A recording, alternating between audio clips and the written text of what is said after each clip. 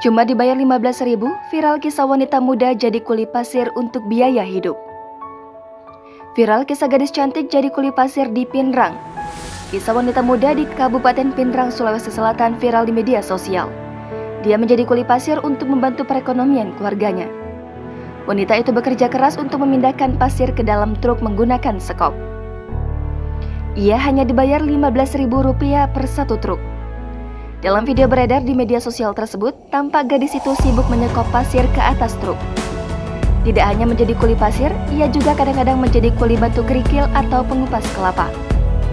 Dalam video tersebut juga tampak tulisan "Jangan malu dan gengsi, keras kehidupan bosku".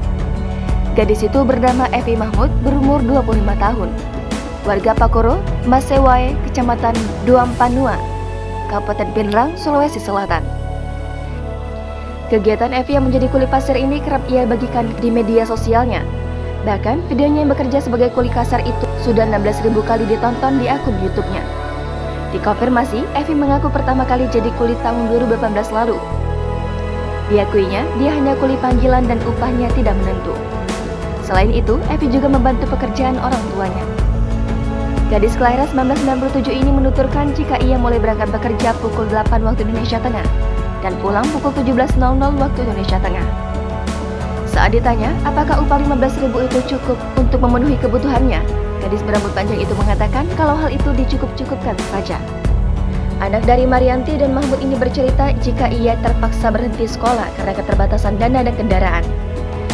Evi berhenti sekolah pada saat kelas 1 di Pinrang.